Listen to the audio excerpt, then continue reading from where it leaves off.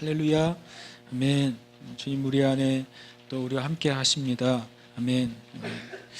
오늘 우리 함께 예배드리고 또 등록하신 형제님 계십니다. 우리 반재경 형제님이십니다. 우리 중문동에 사시는데 이승민 집사님 인도해 주셨습니다. 반재경 형제님, 반재경 권사님이십니다. 맞나요? 네, 권사님이시죠. 아닙니까? 어쨌든 일어나시면 환영하겠습니다. 엄청 겸손하셔가지고 일어나는 것도 힘들어하시고 그러세요. 그래도 뭐 이게 제 일이기 때문에 한 번은 일어나셔야 됩니다. 네, 축복합니다. 네. 함께 우리 말씀 나누겠습니다. 네, 아직 여기 안 들어오는데요. 다시 껐다 켜볼까요?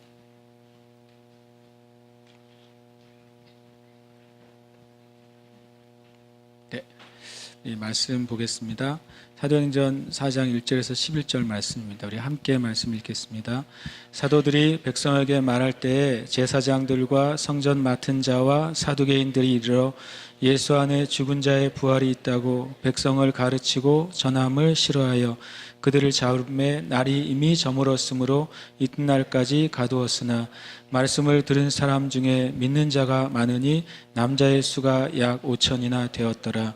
이튿날 관리들과 장로들과 서기관들이 예루살렘에 모였는데 대제사장 안나스와 가야바와 요한과 알렉산더와 및 대제사장의 문중이 다 참여하여 사도들을 가운데 세우고 묻되 너희가 무슨 권세와 누구의 이름으로 이 일을 행하였느냐. 이에 베드로가 성령이 충만하여 이르되 백성의 관리들과 장로들아, 만일 병자에게 행한 착한 일에 대하여 이 사람이 어떻게 구원을 받았느냐고 오늘 우리에게 질문한다면 너희와 모든 이스라엘 백성들은 알라. 너희가 십자가에 못 박고 하나님이 죽은 자 가운데서 살리신 나사렛 예수 그리스도의 이름으로 이 사람이 건강하게 되어 너희 앞에 섰느니라. 이 예수는 너희 건축자들의 버린 돌로서 집 모퉁이의 머릿돌이 되었느니라. 다른 이로서는 구원을 받을 수 없나니 천하 사람 중에 구원을 받을 만한 다른 이름을 우리에게 주신 일이 없음이라 하였더라. 아멘. 오늘 말씀은 한번 같이 제목 읽어볼까요? 시작. 복음, 복음, 복음. 예.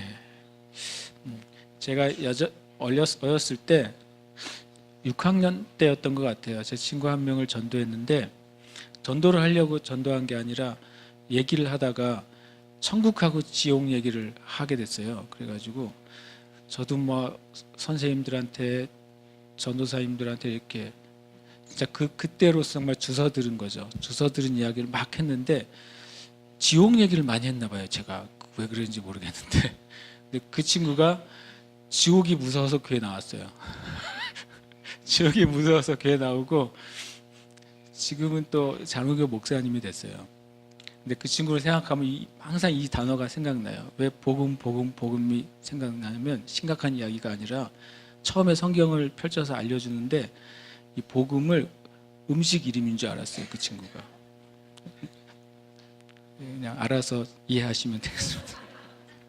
그래서 제가 복음을 들을 때마다 그 친구가 생각나고 이게 한국 음식같이 느껴지기도 하고. 근데 실은 복음은 진짜 영의 양식입니다. 복음 외에는 사람의 생명이 사는 영의 양식이 없습니다. 아멘. 우리가 사도행전의 교회에 일어난 역사적인 그리고 영적인 일들을 우리가 함께 나누는데 오늘 4장 12절 말씀은 너무나도 중요합니다. 여러분이 잘 아시는 것이죠. 하나님께서 예수의 이름 외에 구원받을 만한 다른 이름을 이 세상에 주신 일이 없습니다. 아멘. 예수라는 이름 외에 정확히는 성경의 나사렛 예수 그리스도 외에는 사람의 영혼을 구원할 수 있는 이름이 없습니다. 아멘. 그래서 저는 이 많은 교계 연합 가운데 일어나는 WCC 운동을 저는 반대합니다. 거부합니다. 우리 교단도 그 WCC 운동에 참여했어요. 그것은 하나님 앞에 죄입니다. 많은 양심 있는 목사님들은 그것을 그 교단이 교단적 차원에서 참여했지만 교회적으로 또 목회자의 양심으로 성도들이 그것을 거절해야 되고 거부해야 된다고 고백하고 있어요. 제가 아는 많은 목사님들도, 실은 대부분의 목사님들도 WCC 안에 있는 예수님 외에 다른 종교, 다른 신, 다른 우상에게 구원의 가능성이 있다고 하는 교리나 진리나 신학은 하나님으로부터 오지 않았다고 믿습니다. 저도 그렇게 믿습니다. 오직 예수 이름 외에 구원받을 이름 하나님께서 주신 일이 없어요. 그래서 우리가 이것은 어디를 여러분이 가시든지 이 진리 위에서 우리가 타협할 수는 없는 거예요. 그들의 이야기를 들어줄 수도 있습니다. 또 우리 이야기를 할 수도 있습니다. 그러나 진리를 섞을 수는 없는 것입니다. 이 베드로 사도가 정말 위대한 정말 주옥 같은 그런 말씀들을 나눠요. 정말 사도 중에 왜 사도냐면 베드로 사도가 바울 사도보다 성경을 더 많이 안 썼잖아요. 그죠? 베드로 전후서 2권밖에 성경에 남아있지 않아요. 그런데도 불구하고 실은 성경상의 사도 중에 사도는 베드로예요. 흔히 말하는 아주 최고의 제자이면서 예수님의 12제자의 가장 높은 위치에 있습니다. 왜냐하면 구원의 진리에 있어서 가장 중요한 진리들이 놀랍게도 베드로 사도의 입을 통해서 나왔어요. 주는 그리스도시요 살아계신 하나님의 아들입니다. 이런 구원론에 있어서 제일 중요한 고백이 이 베드로 사도를 통해서 하나님께서 선포하게 하셨어요. 그래서 사도 중에 사도죠. 오늘 이 4장 12절 말씀도 정말 사도 중에 사도인 베드로 사도를 통해 주님이 말씀하셨어요. 예수 외에는 구원 얻을 다른 이름이 없습니다. 오늘 4장 1절부터 12절 가운데 우리가 까지 말씀을 나누고 또 함께 은혜를 나누기를 원합니다. 이 4장 1절에 보면 사도들이 백성에게 말할 때, 그런 3장의 이야기를 하겠죠. 3장에 사도들이 이 자신이 안진병을 고친 것 때문에 수많은 사람들이 몰려와서 사도들을 붙잡을 때 오히려 자신들을 부인하고 하나님께 영광을 올려드리고 예수님의 이름을 전하고 또 복음을 말하고 있었어요. 그때 제사장들과 성전 맡은 자와 사두개인들이 몰려 들어가지고, 이들이 이제 쉽게 말하면 성전 문지기들이고 지금으로 치면 무슨 성전 경찰들이라고 할 수 있죠. 그들이 와서 그들을 잡았다고 3절에 말하고 있어요. 근데 잡은 죄의 몫이 뭐예요? 부활을 전하기 때문에 잡았다고 말하는 거죠. 여러분 유대인의 정파 중에 사두개파가 있고 바리새파가 있고 에세네파가 있어요. 그 중에 이 사두개파, 실은 제사장 세력은 사두개파예요. 이들은 뭘 안 믿어요? 부활을 안 믿어요. 천사를 안 믿어요. 영적인 세계를 잘 믿지 않습니다. 그래서 바리새파는 의외로 율법적임에도 불구하고 뭘 믿어요? 부활을 믿어요. 사도행전에 보면 가끔 이 바리새파도 바울을 대적하고 또 사두개파도 바울을 대적하는데, 바울이 나는 부활에 대해서 이렇게 선포한다 그러면 자기네끼리 싸우는 장면들이 나오게 돼요. 그러니까 4장 1절에 이 제사장들과 성전 맡은 자와 사두개인들은 이 성전 중심의 권세를 가지고 있던 사두개파였어요. 그러니까 2절을 싫어한 거예요. 예수님이 부활하셨고 그래서 그분이 메시아라는 거죠. 예수님이 메시아라는 근거가 사도들은 부활을 근거로 들었어요. 죽었다가 살아나신 분, 그래서 사람들에게 뭘 줄 수 있는 분, 생명을 줄 수 있는 분, 그분이 예수님이신 거예요. 그것을 굉장히 싫어했죠. 이것은 교리적이기도 하고 신학적인 이유 때문에, 실은 그것은 영적인 이유죠. 그것 때문에 그들을 잡게 됩니다. 놀랍게도요, 예수님의 교회는 부활의 복음을 선포할 때 사단하고 종교 권력은 부활의 복음에 항상 도전합니다. 지금도 많은 신학자들과 실제로는 많은 신자와 성도라고 불리는 교인들 안에는 부활이 사실이 아니라 그냥 신앙적인 허구라고 생각하는 많은 그리스도인들이 지금도 있습니다. 부활을 아주 다른 영적으로 생각해요. 부활은 당연히 영적이죠. 그러나 부활은 실제적이었어요. 부활은 역사적이었어요. 그리고 부활은 실제로 일어난 하나님의 역사였습니다. 그래서 우리가 계속해서 지난번에도 지난 3장에도 나눈 것처럼 하나님의 그 사도행전 교회의 그 기적은 그 근본이 부활이었다고 하는 것을 계속 말하고 있습니다. 뒤에 계속해서 사도행전을 보시면 복음을 얘기할 때마다 항상 부활을 얘기해요. 나는 부활을 전하기 위해서 부르심을 받았다고도 또 바울 사도가 말하고 있어요. 마귀가 예수님이 부활하는 건 막을 수가 없었어요. 그렇죠? 하나님이 하셨으니까. 그럼 마귀가 이제 뭘 막으려고 하는 것이죠? 예수님의 부활은 막지 않았지만 예수님의 부활의 복음이 전해지는 것은 막으려고 합니다. 실은 때때로야 마귀가 어떤 한 사람이 예수 믿고 영생 얻는 것은 막지 못했을 때 마귀가 곧장 하는 것이 있다면 그가 다른 사람에게 그 복음을 전하지 못하도록 상황을 막는 거예요. 여러분 혹시 그럴 때 없었습니까? 혹시 예수 믿은 다음에 하나님을 만난 다음에 또 때로는 어떤 큰 은혜를 경험한 다음에 놀랍게도 여러분의 삶 가운데 일종의 제한이나 핍박이나 도전이 올 때가 있는 것을 경험할 때가 있습니다. 왜 그렇습니까? 그거하고 똑같아요. 마귀가 하나님의 일을 막을 수 없는 것이 있어요. 그것은 뭐냐? 하나님이 예수님을 부활하게 하시는 것을 막을 수가 없었어요. 때로는 하나님의 성령께서 사람들에게 임하셔서 그가 예수님을 믿고 구원받는 것을 막을 수가 없어요.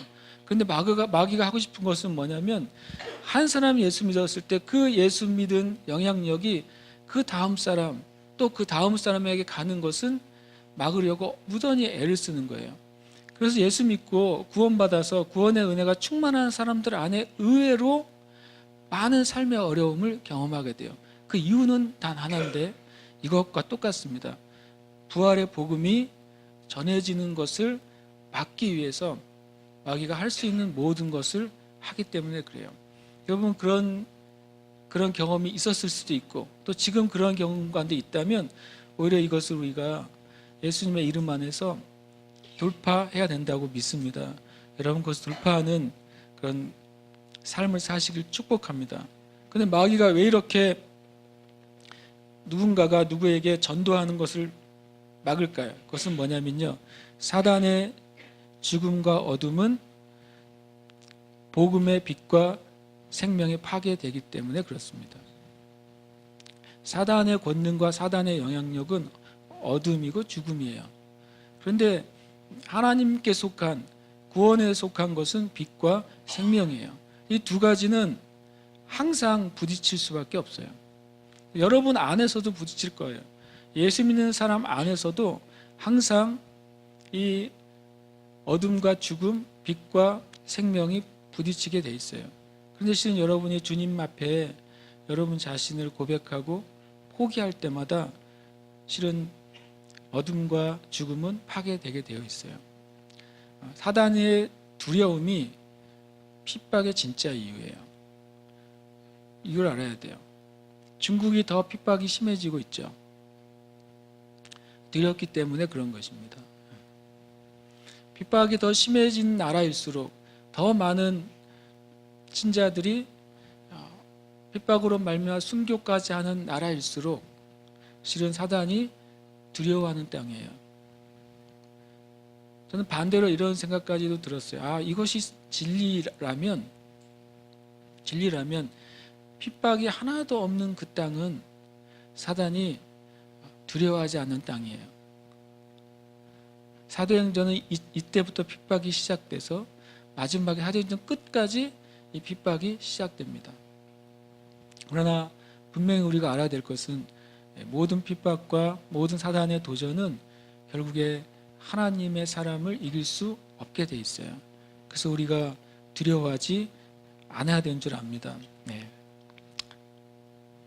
여기서 보면 마귀가 하는 일들이 있어요. 사단이 하는 일이 제사장과 성전 맡은 자와 사두개인들을 불러가지고 첫 번째 무엇을 하냐면 그들이 하는 일은 복음의 진리를 싫어합니다. 복음의 진리를 싫어해요. 두 번째로는 복음이 전달되는 것을 막으려고 합니다. 세 번째 사단이 하는 일은 복음을 정죄해요. 이 세 가지를 기억하셔야 돼요. 이것은 여러분과 제가 복음을 전할 때 당연히 만나게 될 일이에요. 이 세 가지는. 그건 성경 안에 끊임없이 반복되어 왔어요. 그것은 구약의 선지자들에게도 마찬가지였어요. 구약의 선지자들이 하나님의 뜻이 이러하시다라고 말하고 하나님 앞에 회개하지 않으면 멸망받을 거라고 북쪽 이스라엘이나 남유다에 아무리 외쳐도 마귀가 하는 일은 뭐냐면 그 메시지 자체를 싫어합니다. 그 메시지가 또 다른 사람에게 전달되는 것을 막습니다. 그리고 그 말씀을 전하는 하나님의 사람들을 정죄하고 핍박하고 가두고 죽입니다. 예수님도 똑같았습니다. 예수님이 복음의 진리 자체이시죠. 그분을 싫어합니다. 그분이 하는 말씀들을 싫어합니다. 그리고 그것이 전달되지 못하도록 막습니다. 그리고 결국에는 예수님을 정죄하고 십자가에 못 박고 죽였어요. 구약의 선지자들에게도 그렇게 했고 예수님에게도 그렇게 했고 사도들에게도 그렇게 했다면 여러분과 제가 복음을 전하게 되면 이런 일이 일어날 것입니다. 그런데 우리가 아는 것처럼 이것으로 끝나지 않고 4장 4절에 놀라운 일이 벌어지기 시작해요. 그들이 분명히 복음을 싫어하고 가로막고 정죄하고 잡아 가뒀어요. 근데 4장 4절에 그 상황과 완전히 다른 이야기가 나오고 있어요. 말씀을 들은 사람 중에 믿는 자가 많으니 남자의 수가 약 5천이나 되었더라. 이 고대에서 항상 남자의 수라고 말할 때 전체 수를 어떻게 계산을 할까요? 보통 곱하기 4를 합니다. 왜 곱하기 4를 하냐면 남자의 수라고 말할 때 20세 이상의 수만을 치기 때문에 그래요. 성인 남자의 수만 치기 때문에 그렇습니다. 보통 어디나 성인 밑에 아이들의 수가 더 훨씬 많고요. 그 다음에 여성들의 수가 2배 이상 많습니다. 그래서 보통 성경에 나온 남자들의 수에 곱하기 4 정도를 할 때가 많아요. 고대에 있어서는. 그러니까 작게는 5천 명, 맥시멈 2만 명까지 그날 이 베드로의 설교를 듣고 구원받았어요. 이것을 보고 굉장히 놀랐어요. 왜냐하면 사도들은 갇혀 있는데 성령님으로 말미암은 구원의 역사는 계속 확장되고 있었어요. 우리가 한 가지 알아야 돼요. 마귀가 막을 수 없는 것은 뭐냐면 진정한 복음의 능력이에요.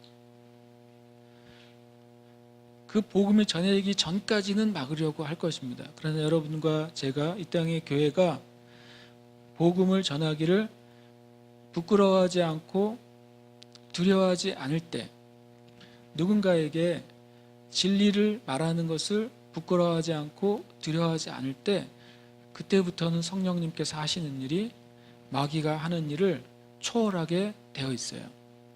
그들은 2명을 가뒀지만 2만 명이 구원받는 것을 막을 수가 없었어요. 표면적으로는 막혀있는 어떤 땅이나 어떤 민족이 어쩌면 내부적으로는 복음의 역사가 더 불이 붙어 있을 수도 있습니다. 북한 땅이 온전히 열릴 때에 우리가 그 안에 정말 영적인 거인들이 있다는 것을 우리가 보게 될 거예요. 우리는 어떤 사람을 영적인 거인이라고 생각합니까? 큰 컨퍼런스에서 멋지게 메시지하는 분들을 보면 영적인 거장이라고 생각해요. 때로는 어떤 모든 많은 사람들에게 은혜를 주는 베스트셀러를 많이 낸 기독교 작가를 보면 영적인 거장이라고 생각해요. 요즘은 또 비주얼한 시대니까 유튜브에 검색수가 많은 메신저들을 영적인 거장이라고 생각해요. 그러나 저는 믿습니다. 진짜 영적인 거장들은 한 번도 우리의 귀에 들려본 적이 없는 사람들입니다. 왜냐하면 그 이름은 하늘나라에서만 들려져요. 그게 더 성경적이에요. 진정한 영적인 거장들은 하나님의 나라에서만 들려져요. 왜냐하면 하나님이 세시기 때문에 그래요. 그렇다고 제가 나눈 컨퍼런스에서 말씀을 전하거나 좋은 글을 쓰거나 그런 분들이 잘못된 분이라는 의미가 아니에요. 이 갇혀 있으나 하나님의 역사를 일으키는 사람들이 있어요. 보이지 않지만 하나님께서 사용하시는 사람들이 있어요. 심지어는 그가 예수 믿는지를 모를지라도 하나님이 사용하는 하나님의 사람들이 있습니다. 이것이 실은 사도행전의 진짜 역사예요. 왜냐하면 사도행전에는 12사도가 우리가 있는 것을 알고 있지 않습니까? 12사도 가운데 실제로 사역을 어떻게 했는지를 보여주는 경우는 거의 베드로밖에 없어요. 7명의 7집사가 있지 않습니까? 7집사에서 실제로 사역을 보여주는 사람은 2명밖에 없어요. 나머지 11사도와 5집사는 딴 나라로 갔습니까? 아니죠. 실제적으로 사도행전 그것을 볼 때에도 보이지 않는 사도들의 사역이 사도행전보다 훨씬 많다는 걸 알 수 있는 거예요. 그래서 이 사도 보이지 않는 곳에 하나님 역사하시는 것이 많았기 때문에 100년 안에 당시에 온 세계 땅끝까지 복음이 갈 수 있었던 것입니다. 그럼 우리가 하나님 앞에 무엇을 추구해야 될까? 또 저도 제 스스로 주님 앞에 내가 어떤 삶을 추구해야 될까? 우리는 이 삶을 추구해야 돼요. 감옥의 가치를 추구하는 게 아니라 하나님께서 내 삶을 통해 누군가를 구원하시는 삶으로 쓰여지면 돼요. 그러면 잘 사는 거예요. 하나님 앞에서요. 하나님을 경외하는 마음이 두려움을 극복합니다. 하나님을 경외하는 마음이 믿는 신자의 심령 안에 있으면, 하나님을 경외하는 마음에 그 신자의 심령에 하나님을 항상 경외하고 두려워하는 마음이 있으면 하나님보다 작은 어떤 존재에 대한 두려움도 극복할 수 있게 돼 있어요. 근데 우리 안에 하나님에 대한 경외감이 없으면 나보다도 작은 존재도 두려워하게 돼요. 이것은 정말 중요합니다. 누가복음 12장 5절에 주님이 이런 말씀을 하세요. 12장 4절과 5절에 내가 내 친구 너희에게 말하노니 몸을 죽이고 그 후에는 능히 더 못하는 자들을 두려워하지 말라. 마땅히 두려워할 자를 내가 너희에게 보이리니 곧 죽인 후에 또한 지옥에 던져넣는 권세 있는 그를 두려워하라. 내가 참으로 너희에게 이르노니 그를 두려워하라. 여러분, 하나님을 정말 두려워하세요? 제가 옛날에 누구한테 맞고 자라진 않았는데 한번 되게 2번 맞은 적이 있어요. 한 번은 어렸을 때 어머니 지갑에서 몰래 100원, 200원 훔쳐가지고 뭐 사 먹다가 한번 제대로 걸려가지고 다듬이돌 위에서 정말 피 터지게 한번 맞은 적이 있어요. 저는 아무도 못 볼 줄 알았거든요. 그런데 다 알고 계셨어요, 어머니가. 그때 어머니가 얼마나 두렵든지. 근데 저를 울면서 때리셨거든요. 회초리로. 차디 찬 다듬이돌에서. 2번째로는 교회에서 제가 엄청 장난을 많이 쳤거든요. 그래서 우리 교회 아이들은 아직 저에 비하려면 아직 신발끈을 풀기도 어려워요. 제가 아주 수줍어하는 사람이지만 사고는 많이 쳤어요. 어렸을 때 교회에서. 교회에서 사고 나면 제가 넘버 3 안에 들어갔어요. 그래서 한 번은 성가대를 했는데 성가대에서 너무 말을 안 들은 거죠, 제가. 그래서 성가대 지휘하는 여자 선생님이 있었는데 아마 결혼을 안 했던 것 같아요. 그러니까 뭐 청년이었겠죠. 아무래도 어렸을 때는 되게 그분이 나이가 들어 보였지만 내가 초등학생이니까 조용히 저랑 제 친구 2명을 자기 집으로 놀러 오라고 했어요. 그래가지고 전 좋다고 놀러 갔죠. 갔더니 그분이 이제 자취방이었던 것 같은데 거기서 정말 비 오는 날 먼지 나도록 맞았어요. 근데 그분도 엄청 울면서 저희를 때리셨어요. 회초리를 이렇게 맞은 거죠. 제 친구가 먼저 맞는데 막 울면서 맞더라고요. 그래서 제가 나는 죽어도 안 울 거야. 그랬다가 다 맞고 터져가지고 울음이 터져가지고 그치질 않았어요. 그러니까 제가 어렸을 때 나를 보고 있다고 생각할 때는 어머니가 무서웠고 그 선생님 되게 좋아했는데도 무섭더라고요. 근데 두 분이 나를 굉장히 사랑해 줬다는 걸 알았어요. 시간이 지난 다음에. 근데 제가 이걸 알게 된 거죠. 두려움이라는 게요. 하나님을 두려워한다고 하는 것은 미워하는 게 아니에요. 도망 다니는 게 아니에요. 숨는 게 아니에요. 제가 어머니한테 맞고 어머니를 무서웠지만 실은 어머니를 더 사랑하고 더 이해하고 더 따르게 됐어요. 제가 그 선생님한테 그렇게 맞고 진짜 무서워했는데 그 선생님을 더 사랑하고 이해하고 따르게 됐어요. 모범적인 성가대원이 됐어요. 그죠? 주님을 경외한다고 하는 건 그냥 무서워한다는 게 아니라요. 그분을 존중하고 이해하고 사랑하고 더 알고 싶어 하는 거예요. 근데 그 하나님을 그렇게 경외하게 되면 하나님보다 더 못한 존재에 대한 어떤 종류의 두려움도 극복할 수 있게 돼요. 어떨 때는 한 번에 극복하지 못할 수도 있지만 내가 하나님께 초점을 두면 둘수록 내가 두려워하던 어떤 존재나 두려워하던 어떤 상황이나 그런 것에 대해서 극복할 수 있게 돼요. 제가 처음에 교회 전도사님, 여자 전도사님, 여자들이 주로 저에게 영향을 줬네요. 남자 같은 여자 전도사님이 있었어요. 그분이 이제 중국으로 가셨고 진짜 평생 중국에서 결혼도 안 하시고 중국에서 평생을 중국에 드렸어요. 그리고 그분이 제가 이제 그 청년 때 헤어지고 제가 신대원 졸업할 때 갑자기 정말 예수님 오시듯이 찾아와서 축하해주고 또 떠나셨어요. 지금 어디 계신지도 몰라요. 근데 그분이 이제 저희를 매주 산기도를 데려갔거든요. 첫 번 갔던 날을 제가 잊을 수가 없어요. 그래서 제가 서울에 있었는데 서울에 관악산이라는 곳이 있어요. 서울대 뒤쪽에 있는 산 관악산. 거기 가면 예전에는 바위마다 시뻘건 십자가를 칠해져 있었는데 나중에 그걸 다 지웠죠.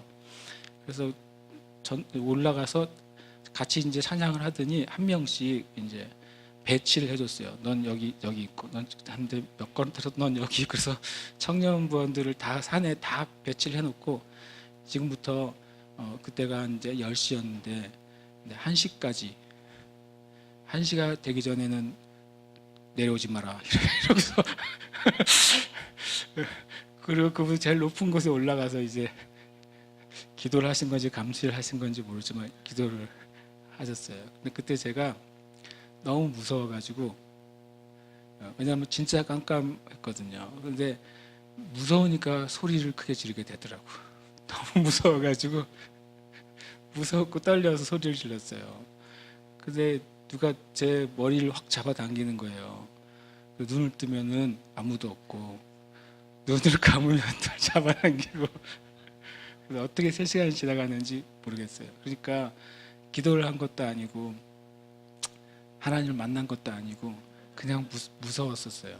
근데 그 뒤로 몇 번 가다가 제가 거기서 이제 하나님의 은혜를 경험한 기회가 있었어요. 그래서 그 3시간이 저한테 어느 그날 밤이 하나님을 새롭게 만난 밤이었어요. 그 다음에 산기도를 갔을 때 어땠는 줄 아세요? 그 다음에 정말로 그 깜깜한 어둠 속에 바위 위에 혼자 앉아 있는데 정말 하나도 안 두려웠어요.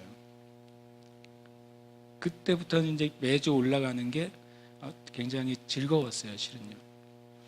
우리가 하나님을 만나게 되면 그동안 내가 어떤 분에 가지고 있던 것이 사람이든 대상이든 어떤 종류의 환경이나 어떤 종류의 일이든 그것을 하나씩 돌파할 수 있게 돼요.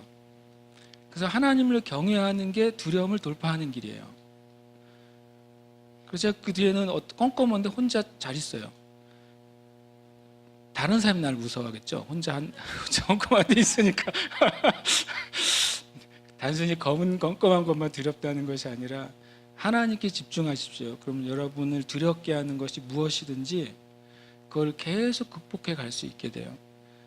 왜냐하면 하나님이 가장 강하신 분이기 때문에 그래요. 그분이 우리 안에 계십니다.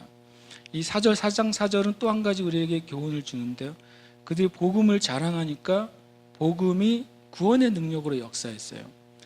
복음을 자랑한다고 하는 표현이 로마서 1장 16절에 이렇게 되어 있습니다. 내가 복음을 부끄러워하지 아니하노니.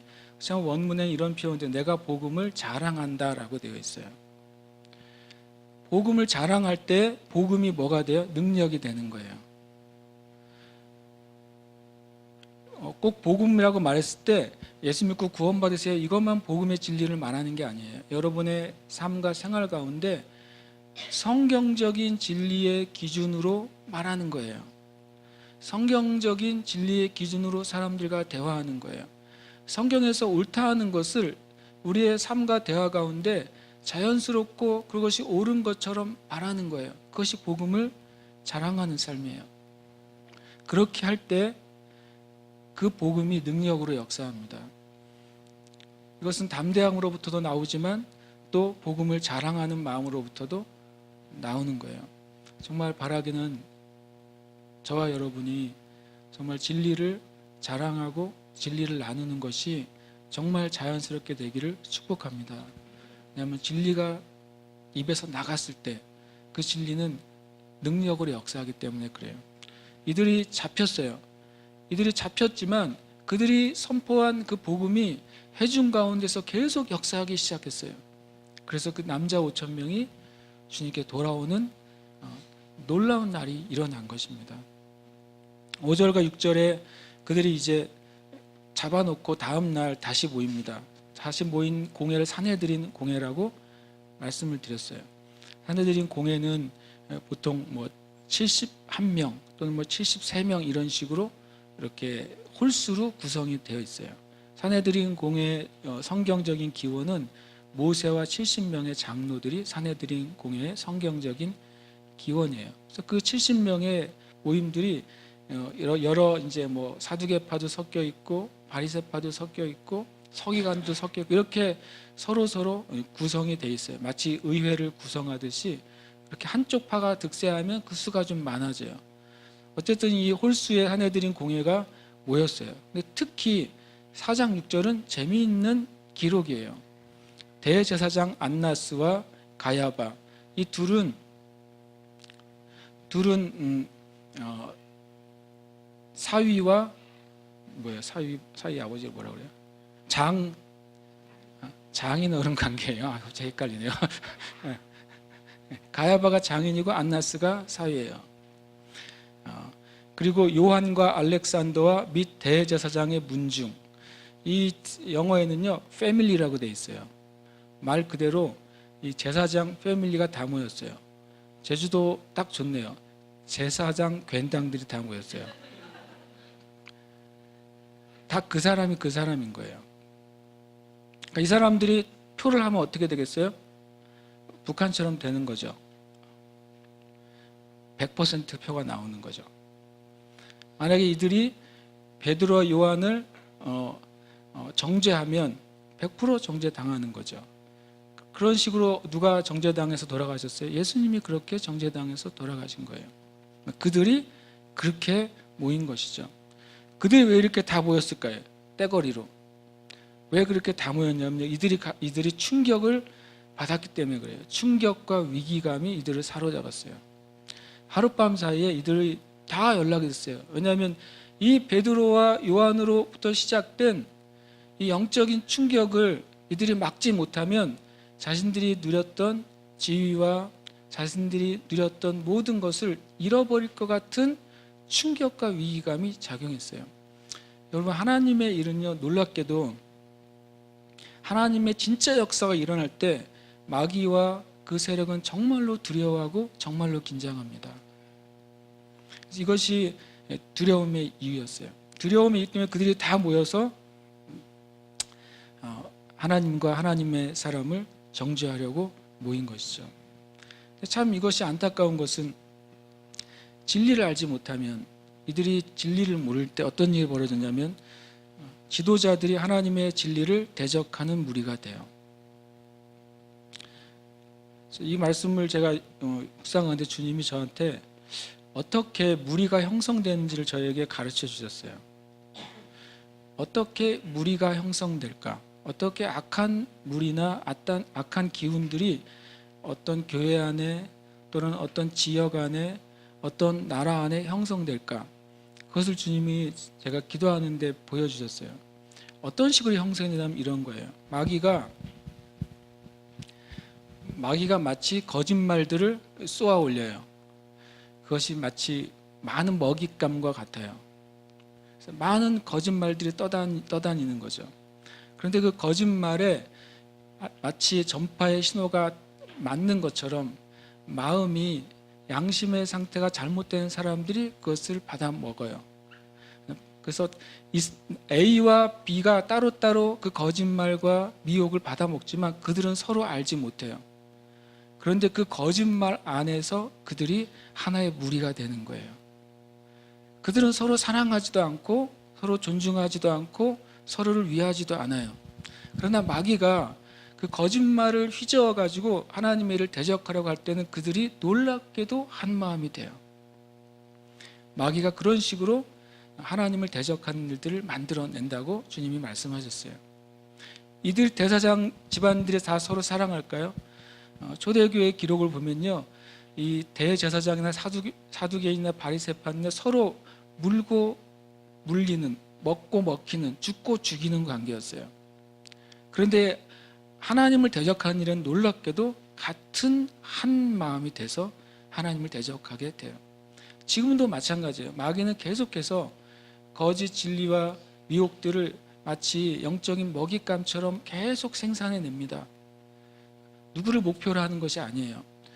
사람의 심령이 악한 상태로 떨어졌을 때 그것을 먹이로 먹게 돼요. 그리고 그것을 토해내지 않으면, 그것을 하나님 앞에 회개하지 않으면 언제든지 마귀가 휘저어서 하나님의 일을 대적하려고 할 때 그 대적하는 무리에 속하게 돼요. 그런 식으로 마귀가 군중을 움직이고 사람들을 움직이고 성도들을 움직여서 하나님을 대적하게 만듭니다. 왜냐하면 요한일서에 이렇게 말하고 있어요. 모든 적그리스도들과 거짓 선지자들은 주님의 몸에 있다가 나간 자들이다 라고 말하기 때문에 그래요. 이들이 다 하나님의 진리를 대적하는 정말 영적인 악한 패거리들이 되는 거죠. 그러면 우리가 조금 전에 원리하고 비슷합니다. 두려움을 이기는 방법은 하나님을 경외하는 거예요. 마찬가지로 하나님을 대적하지 않는 방법은 진리의 말씀을 계속 먹는 거예요. 그것이 하나님과 함께하는 길입니다. 7절과 8절에 그들을 가운데 세웠어요. 위협하고 숫자로, 또 그들이 가진 세상적인 권세와 권위로 그들을 꼭 누르고서 말합니다. 너희가 무슨 권세와 누구의 이름으로 이 일을 행했느냐라고 말합니다. 위협과 협박이죠. 위협과 협박으로 이들이 합니다. 교회를 이들이 대적하는 이유가 2절에서는 뭐라고 되어 있냐면, 우리가 아는 것처럼 그들이 예수의 부활의 복음을 전하는 것을 싫어해서 잡았다고 되어 있어요. 영적인 이유죠. 진리를 깨닫지 못했을 때 일어나는 이유예요. 근데 7절에서는 종교적인 이유예요. 굉장히 너희들은 백성의 장로도 아니고 제사장도 아니고 랍비도 아니고 서기관도 아니고 누가 너희에게 이런 종교적인 지위, 말씀을 가르치고 어떤 치유 행위를 행할 수 있는 자격을 줬냐고 말하는 것이죠. 이게 종교예요. 진리를 깨닫지 못하는 것이 종교고, 그리고 보이는 직위와 보이는 권세를 주장하는 것이 종교예요. 제가 전에 외식이란 말씀을 나눌 때 외식을 뭐라고 정의했는지 기억하십니까? 외식은 뭐냐면 가짜 경건이라고 말씀드렸어요. 똑같이 경건합니다. 똑같이 기도합니다. 똑같이 예배합니다. 똑같이 헌신해요. 똑같이 목사일 수도 있어요. 그런데 하나님 보시기엔 가짜예요. 그러면 외식이에요. 그래서 우리가 진짜 경건이 뭔지를 알아야 돼요. 왜냐하면 위에는 4장 7절은 가짜 경건의 모습이 뭔지를 보여줘요. 하나님의 권세, 하나님의 이름을 잊어버리고 자신들의 권세와 이름이 기준이 되면 하나님의 하시는 일을 보지 못해요. 이것이 종교고 가짜 진리고 가짜 경건입니다. 그럼 진짜 경건에 속한 자들이 8절에 나와요. 이에 베드로가 성령이 충만하여. 진짜 경건은, 진짜 진리는 딱 한 가지인데요. 그것은 성령의 충만함이에요. 진짜 경건을 성경에서 볼 수 있는 것은 하나님의 사람들을 통해 볼 수 있어요. 그들의 모든 사람의 공통점은 단 한 가지인데 그것은 성령 충만한 거예요. 성령 충만함에 대해서 사람들이 여러 가지로 이해할 수도 있지만, 그러나 성령 충만한 것으로 말미암아 나오는 것만 진짜 경건이에요. 왜냐하면 예수님도 성령 충만하셨죠. 세례요한도 성령 충만했습니다. 그렇죠? 근데 세례요한은 복음을 전할 때, 진리를 전할 때 안 먹고 안 마시고 안 입고 그렇게 전했어요. 그렇죠? 예수님은 진리를 전하실 때 함께 먹고 함께 마시고 함께 하면서 전했어요. 뭐가 경건이에요? 그러니까 예수님과 세례요한을 본 사람들이 헷갈린 거예요. 왜냐하면 그들은 뭘 보냐면 가짜 안에 있었기 때문에 어떤 틀, 어떤 모양, 어떤 방식이 경건한 것이라고 그냥 정해져 버렸어요. 그렇게 행하지 않으면 경건하지 않은 거예요. 세례요한의 제자들이 볼 때는 예수님이 경건하지 않은 거예요. 일반적인 정상적인 유대인들이 볼 때는 세례요한은 이상하게 또 경건하지 않은 거, 미친 신앙같이 보이는 거예요. 여러분, 진짜 진리의 진짜 경건은요, 성령 충만함이에요. 성령 충만해서 성령께서 이끄시는 삶에 겸손하게 순종하는 것이 진짜 경건이에요. 여러분이 성령 충만하고 성령님께 겸손하고 성령님의 인도함을 따라 산다면 그게 경건한 삶이에요. 그것을 추구하시길 축복합니다. 9절과 10절에 이제 베드로 사도의 위대한, 짧고 위대한 설교가 나와요. 만일 병자에게 행한 착한 일, 이 사람이 어떻게 구원받았냐고 오늘 우리에게 질문한다면, 성경을 보실 때 이런 표현이 있으면 좀 잘 눈여겨보시면 좋아요. 병자에게 행한 착한 일, 무슨 얘기를 하고 있는 거죠? 치유를 말한 거죠. 치유를 착한 일이라고 말했어요. 선한 일이라고. 그리고 그 이어서 뭐라고, 이 사람이 어떻게 뭐 받았냐고요? 구원을 받았느냐고 우리에게 질문한다면 이라고 말했어요. 그러니까 베드로 사도는 세 가지를 같은 선상에 놓고 얘기하고 있어요. 치유는 하나님의 선한 일이에요. 그리고 그것은 구원이에요. 구원, 그러면 무슨 생각하십니까? 예수 믿는 사람들이 예수님은 나의 구주로 내가 영접합니다. 그래서 신자가 되는 것을 구원이라고 생각하죠. 영생 얻는 것을 구원이라고 생각하죠. 그 기준을 가지고 본다면 9절에 보면 치유, 선한 일, 그것이 곧 구원이냐에 대해서 실은 사람들이 다른 생각을 가질 수도 있어요. 10절에는 또 뭐라고 나올까요? 똑같은 표현이요. 건강하게 됐다는 표현을 썼어요. 너희와 너희 모든 이스라엘 백성들은 알라. 너희가 십자가에 못 박고 하나님이 죽은 자 가운데 살리신 나사렛 예수 그리스도의 이름으로 이 사람이 뭐라고요? 건강하게 됐다. 계속 제가 반복합니다. 치유와 선한 일, 구원, 건강하게 된 것은 실은 같은 한 사건을 가지고 베드로 사도가 묘사한 말들이에요. 그래서 우리가 구원이 뭔지 한번 생각해 볼 필요가 있어요. 제가 주보에는 구약, 신약 이렇게 놨나요? 네, 구약, 신약.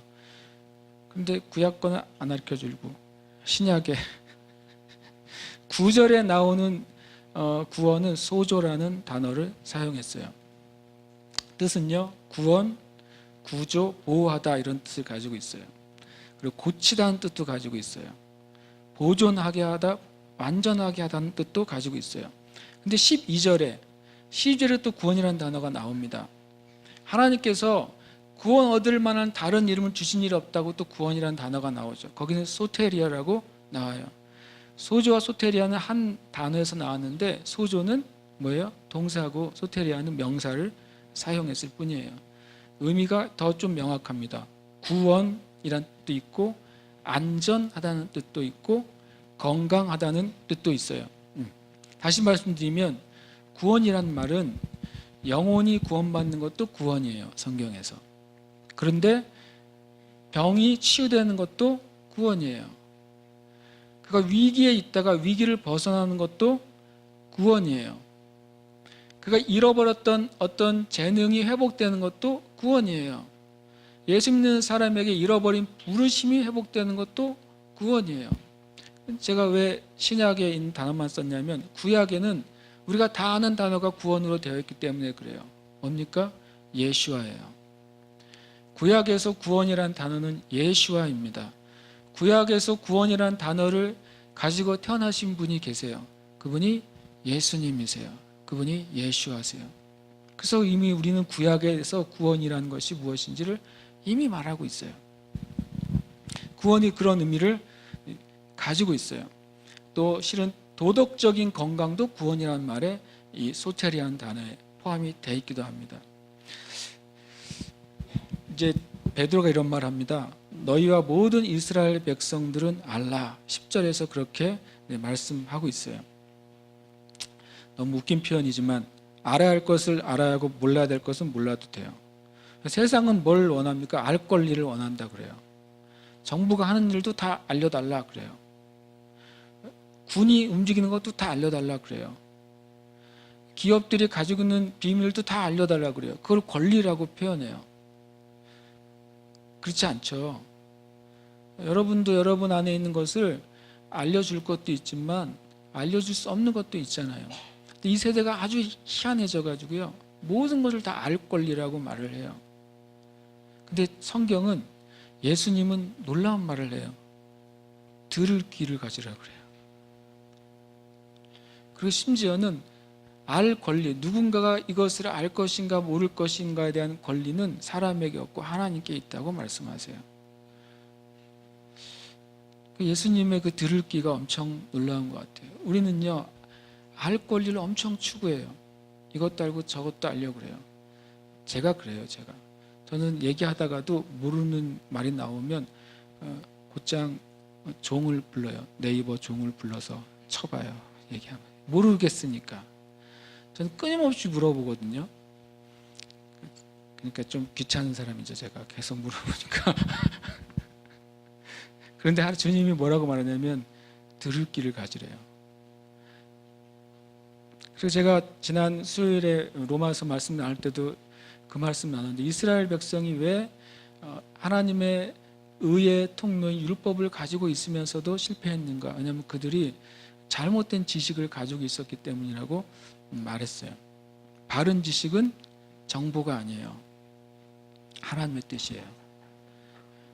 들을 귀라고 하는 것은 뭐냐면, 우리가 성경에 대해서, 하나님에 대해서, 어떤 성경적인 지식에 대해서, 성경적인 배경에 대해서, 성경적인 역사에 대해서 내가 많은 지식을 가지고 있는 것이 바른 지식이 아니라 성경의 말씀 안에서 하나님의 뜻이 무엇인지를 아는 것이 바른 지식이에요.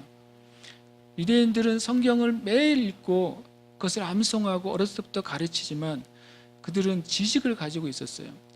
그들이 정보를 가지고 있는 것을 하나님의 지혜, 하나님의 지식을 가지고 있다고 착각했어요.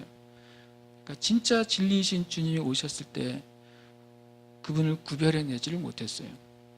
우리도 실은 비슷해요. 여러분, 이 세대에도 성경적인 지식을 가르쳐주는 수많은 세미나들과 수많은 과정이 지금처럼 많은 시대는 없는 것 같아요. 저도 자료를 모으려고 모은 게 아닌데도 아직도 읽어보지도 못한 자료가 한없이 쌓여 있어요. 근데 진짜 진리는 거기에 있는 것이 아니라 거기에 없는 것도 아니고 거기에 있는 것도 아니에요. 우리가 읽는 말씀에서 하나님의 뜻을 우리가 깨닫게 되고 발견하게 되면 그것이 바른 지식을 갖는 거예요. 베드로 사도는 그 얘기를 하고 있는 거예요. 너희가 이스라엘 백성들이 알아야 될 것, 진짜 지식, 진짜 하나님의 뜻을 말씀하고 있는 것이죠.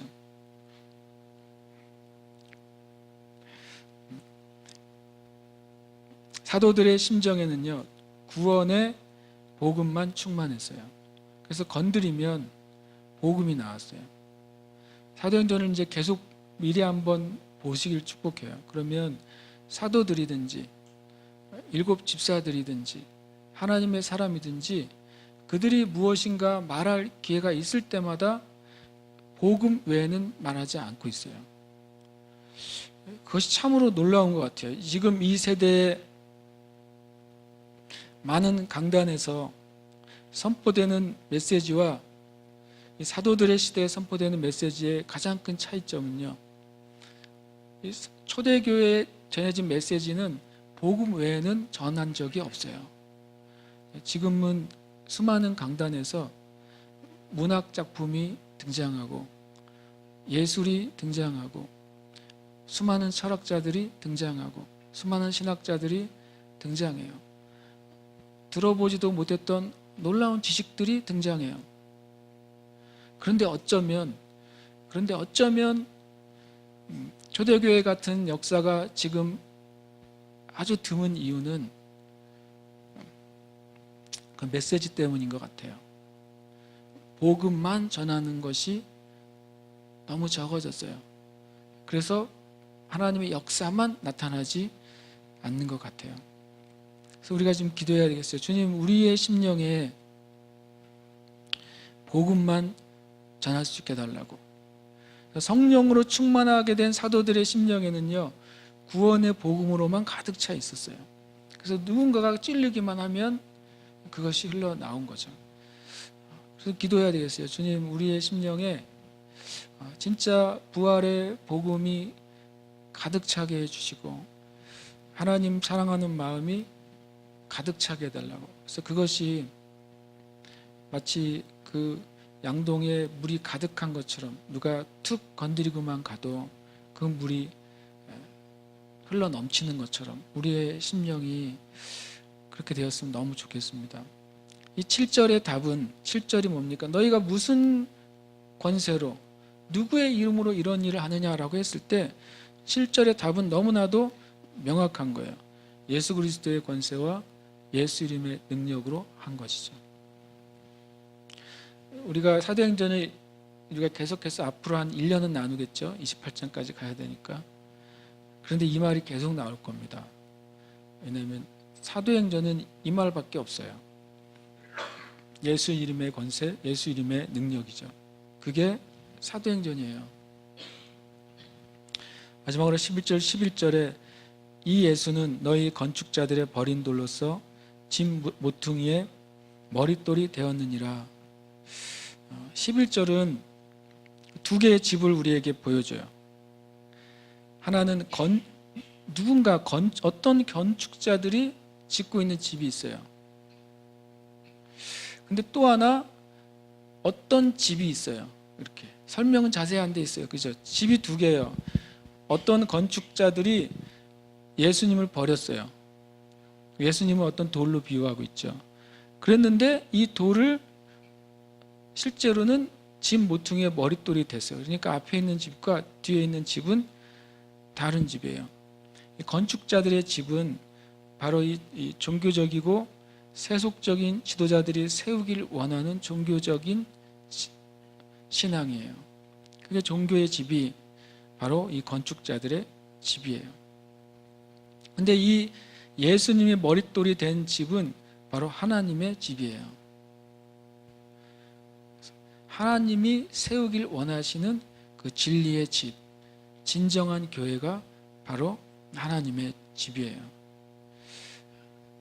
이 건축자들로 볼 때는 예수님이 필요가 없어요. 예수님의 진리가 필요가 없어요. 그래서 그 예수님을 버린 것이죠. 근데 하나님은 버림받은 예수님을 가져가지고 하나님의 집, 하나님의 교회의 머릿돌, 모퉁이 돌이 되게 하셨어요. 그래서 이 두 개의 집 가운데 어느 집에 속해야 구원을 받는지를 얘기해 주고 있는 거예요. 다른 이로서는 구원을 받을 수 없나니 천하 사람 중에 구원을 받을 만한 다른 이름을 우리에게 주신 일이 없습니다. 저는 이 말씀이 있는 것에 대해서 너무나도 감사해요. 왜냐하면 진리와 비진리, 미혹과 참을 구별할 수 있는 너무 명확한 말씀을 우리에게 주셨어요. 그냥 이것이 기준이에요. 여러분과 저의 기준이 되고 그 기준을 우리가 타협하지 않고 전할 때에 성령께서 사람들을 구원하실 거예요. 사람을 구원하는 것은 우리의 일이 아니잖아요. 우리가 누구를 감동시켜서 구원받는 게 아닙니다. 그건 성령의 일이고 하나님의 일이에요. 우리는 주님 앞에 순종할 때 하나님이 그 일을 하실 것입니다. 특별히 제주는 복음 전도자들이 너무 많이 필요해요. 중보자들이 밭을 많이 갈아놨어요. 그런데 씨를 뿌릴 자들이 많지 않아요. 그러나 또 주님께서는 우리의 뜻과 다르게 또 뿌려놓은 씨들이 있을 거예요. 그래서 또 거둘 자들도 이 땅에 필요해요. 우리가 함께 이 시간 기도하고 싶습니다. 우리 같이 이 시간 기도할 때 하나님, 이 복음이 단순히 교회 성도들의 숫자가 많아지게 하기 위한 단어가 아닙니다. 이 복음은 영혼을 살리는 단어예요. 먼저 우리가 기도할 때 주님, 내 자신이 부활의 복음, 구원받는 유일한 진리인 부활의 복음 안에 거하게 주시옵소서. 내 자신이 하나님 온전한 복음의 사람으로 서 있게 주시옵소서. 우리가 기도합시다. 아니, 그래서 주님, 우리의 자신이 복음의 사람이 되고 또 우리의 입술과 생각과 마음에서 지금 구원의 진리가 끊임없이 역사하는 삶으로 살게 하여 주시옵소서. 이 땅 제주 안에 하나님 복음의 진리로 가득한 땅이 되게 해 주시옵소서. 하나님, 초대교회에 하나님 이 복음의 진리가 주님 퍼져나가는 것을 마귀가 막았으나 그렇게 하지 못했던 것처럼 이 땅 제주 가운데서도 복음을 전해지는 것을 막고 있는 수많은 영적인, 환경적인, 실제적인, 문화적인 모든 것들이 복음의 진리 안에서 깨어지게 하여 주시옵소서. 우리 같이 이 시간 기도하겠습니다.